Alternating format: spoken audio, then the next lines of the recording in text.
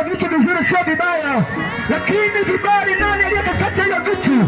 Kuwa na majumba sio dhambi, kuwa na magari sio dhambi, kuwa tajiri sio dhambi, lakini ni nani anayetawala hapo? Ni nani anayemiliki hapo?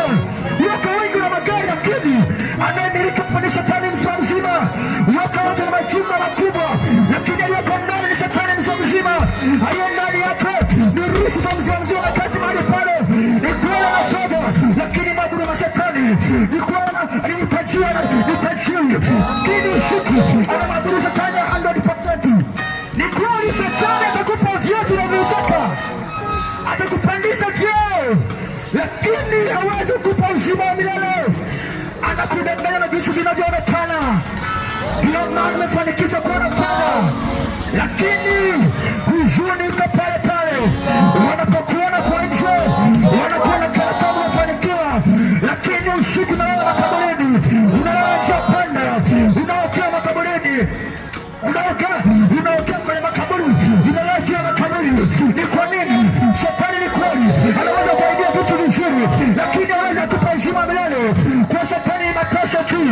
Wewe usoni tunaweza kukuona unavaa suti vizuri, unatembea vizuri, unajatia vizuri, ni kama umeshaini, ni kama pendeza, lakini siku ni mateso. Yesu Kristo anaanza mbele hai, tunamtangaza mahali hapa. Yeye ambaye ukimpokea unakuwa salama asubuhi, ukimpokea Yesu Kristo unakuwa salama usiku, ukimpokea Yesu Kristo unakuwa salama kazini, ukimpokea Yesu Kristo unakuwa salama msoni. Nataka nikwambie kwamba mbele ya kila mwanadamu aliyezaliwa na mwanamke, mbele yake ziko njia mbele tu. Njia hiyo ni njia ya uzima, lakini njia ya pili ni njia ya mauti. Ni sharti mwanaume aliyezaliwa apate kuishi milele, lakini tofauti ni kwamba unaishi milele kwa mtazamo gani?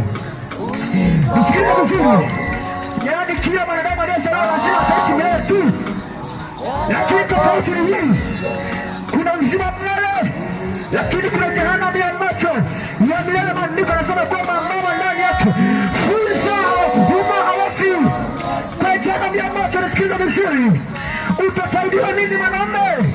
Utafaidiwa nini mwanamke? Utafaidiwa nini upate vyote, upate heshima, upate vitu unavyotaka, lakini huna uzima milele? Utafaidiwa nini? Sikiliza, waweze kulitazama hali hapa ni kama mchinga fulani hivi, ni kama vile hana kazi fulani,